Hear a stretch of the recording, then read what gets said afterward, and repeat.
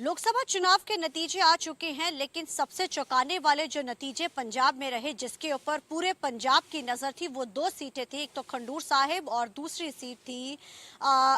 फरीदकोट की seat. Khandur Sahib seat इसलिए भी बड़ी खास हो जाती है क्योंकि इसको पंथक सीट भी कहा जाता है और यहाँ से जो खालिस्तानी समर्थक अमृतपाल इस सीट के ऊपर उन्होंने भारी बहुमत के साथ जीत दर्ज की है।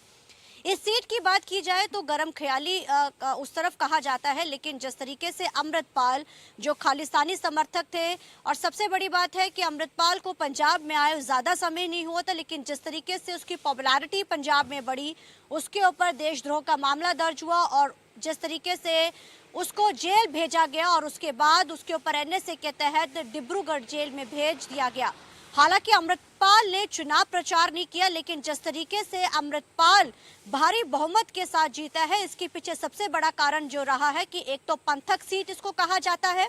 और दूसरा जो सबसे बड़ा कारण रहा है कि अमृतपाल की तरफ से दो जो मुद्दों को पंजाब में उठाया गया था जब वो जेल से बाहर थे, जब उसकी पॉपुलैरिटी बढ़ने लगी थी। उसने नशा जो है सबसे पहला मुद्दा उठाया था कि उसने दावा किया था कि पंजाब में नौजवानों को नशे से मुक्त कराएगा और इसके लिए उसने मुहिम भी जो है वो शुरू की थी।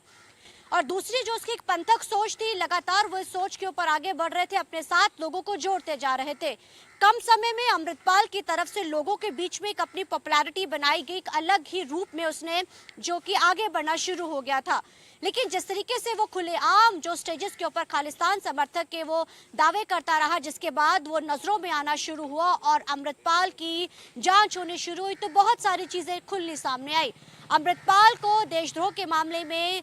जो कि डिब्रूगढ़ जेल भेजा गया, लेकिन डिब्रूगढ़ जेल में होने के बावजूद भी अमृतपाल की तरफ से चौन प्रचार नहीं किया गया, उसके माता और पिता की तरफ से चौन प्रचार किया गया। और इस चौन प्रचार के दौरान भी सबसे ज्यादा बहुमत है जो अमृतपाल को खंडूर साहिब से मिले और इसके पीछे दो बड़े कारण भी कहे जा सकते हैं। एक तो पंथक सोच और एक नशे का जो मुद्दा था। नाराजगी कहीं ना कहीं लोगों के मन में साफ नजर आई। जिस तरीके से अमृतपाल को जिताया गया, तो ये साफ कहा जा सकता है कि खंडूर साहिब के लोगों ने ये चीज बता दी कि आज भी वो उस पंथक सोच और उसके जो विचार थे उनके साथ खड़े थे।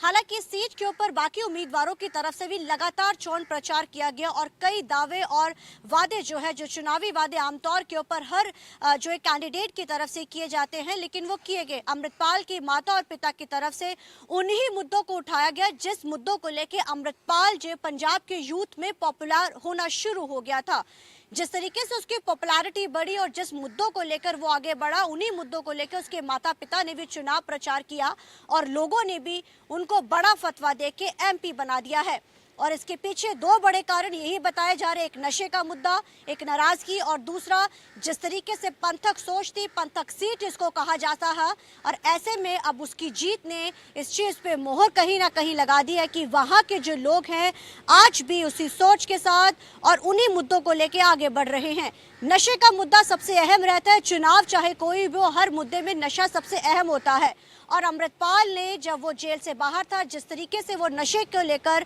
दावे वादे करता था और उसने एक मुहिम भी शुरू की थी, तो यूथ में कहीं ना कहीं इस चीज को लेकर जरूर ये बात आ गई थी कि पंजाब में नशे खत्म करने के लिए एक अच्छी मुहिम है जो वो अमृतपाल की तरफ से चलाई जा रही है। और इस वोट शेयर ने कहीं ना कहीं और इस जीत ने इस चीज को दावा और अब पक्का कर दिया है कि अब लोग उनकी सोच और उनकी चीजों को लेके उनके उस पे मोहर लगा दी है और अब अमृतपाल जो है खंडूर साहिब से एमपी बन चुके हैं। तो इस बार के जो चुनाव की बात की जाए तो कहीं ना कहीं इन दो सीटों पे, फरीदकोट और जो खंडूर साहिब की सीटों को लोगों ने चताया और लोगों ने फतवा देके इस बात को साबित कर दिया कि आज भी लोगों के हाथ में वो पावर है कि वो उस सोच को कोई थोप नहीं सकता, बल्कि वो जो चाहे उस सोच के साथ आगे बढ़ेंगे।